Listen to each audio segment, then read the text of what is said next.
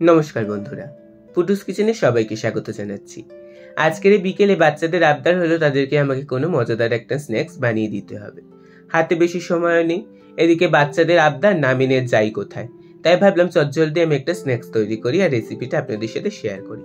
তার জন্য যে কিচেনে যে গাছটা রেখেছিলাম তার মধ্যে সবার আগে একটু জল দিয়ে দিলাম। গাছটা কেটে একটু নেতিয়ে মতন গেছিল, তারপরে চলে যাচ্ছি রান্নায়।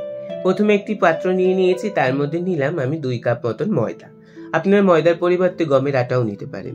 তারপরে নিলাম হাফ কাপ সুজি, সুজিটা কিন্তু দিতে হবে। তারপর একটু লবণ, চিনি আর সাদা তেল দিয়ে ভালো করে শুকনো উপকরণগুলোকে হাতের সাহায্যে মিশিয়ে নেব। এখানে একটা জিনিস মাথায় রাখতে হবে, আমরা কিন্তু ডোটাকে ময়াম দিচ্ছি না, অর্থাৎ সিঙ্গারা করার সময় যেটা মুঠো বাদাম শুকনো ডো তৈরি করতে সেরকম করব না। জাস্ট আমরা তেল, চিনি আর ময়দাটা নুনটার সাথে একদম ভালো করে মিশে যায়, তার জন্য আমরা ফার্স্টে শুকনো উপকরণগুলোকে এরকম রোগড়ে রোগড়ে হাতের সাহায্যে ঝুরঝুরে করে নিচ্ছি। দলা বাঁধা করছি না, কিন্তু ঝুরঝুরে করে নিচ্ছি। তারপরে দেখুন ভালো করে ঝুরঝুরে করা হয়ে গেছে এবং নর্মাল জল দিয়ে আমি একটা ডো তৈরি করব। মাখবার অল্প অল্প করে প্রয়োজন মতন জল দেব। কিন্তু ডোটা কিন্তু একেবারে রুটির মতন নরম হবে না, আবার একেবারে ফুচকার ডোয়ের মতন শক্তও হবে না। একটা সেমি সফট ডো আমাদের তৈরি করতে হবে, কারণ এর মধ্যে সুজি দিয়েছি, তো সুজি পরে জল টেনে ফুলে গিয়ে বেশ ডোটাকে শক্ত করে নেবে। তাই একটু নরম করে মেখে নিলাম। ভালো করে ডোটাকে এক জায়গায় এনে ওপর থেকে একটু সাদা তেল গ্রিস করে দিচ্ছি, যাতে ময়েশ্চারটা বজায় থাকে। তারপরে 15 মিনিট মতন সময় আমি এটাকে রেস্টে রেখে দেবো সুজিটাকে সম্পূর্ণ ফুলে ওঠার জন্য। ততক্ষণ চলুন ভেতরে যে পুরটা দেবো সেটা বানিয়ে নিই। বাচ্চারা আবদার করেছে আর মুখের স্বাদ আনার জন্য একটু চিজ দিচ্ছি।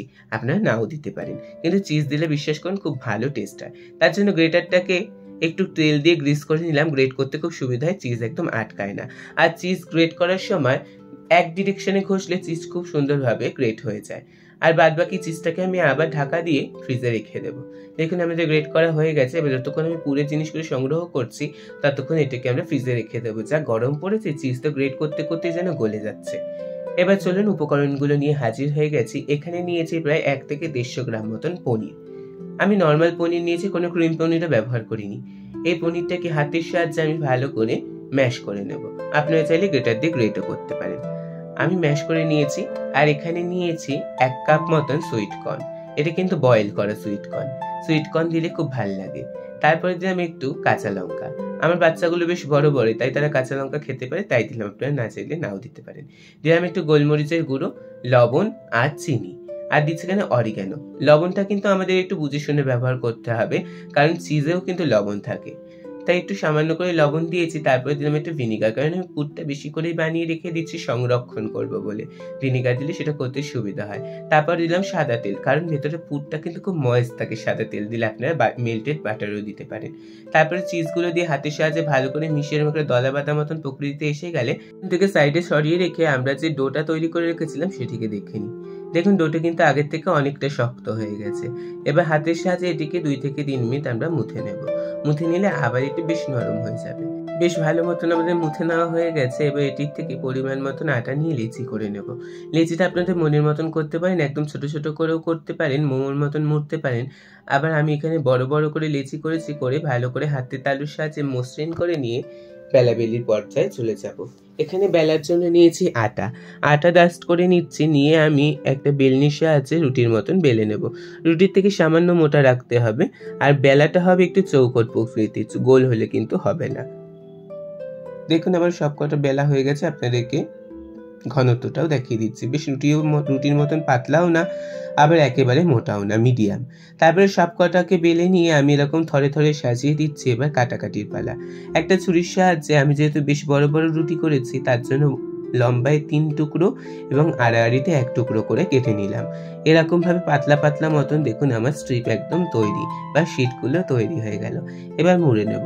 আর লক করার জন্য আমি এখানে নিয়েছি একটু জল, নিয়ে নিলাম মিশ্রণটি, মানে আমাদের পুরটি, আর একটা করে শীট নিলাম। নিয়ে তার মাঝখানে 1 চামচ মতন পুর দিয়ে 4 সাইডে জল দিয়ে এরকম আপনারা যেরকম পারবেন সেরকম শেপ দিয়ে নেবেন।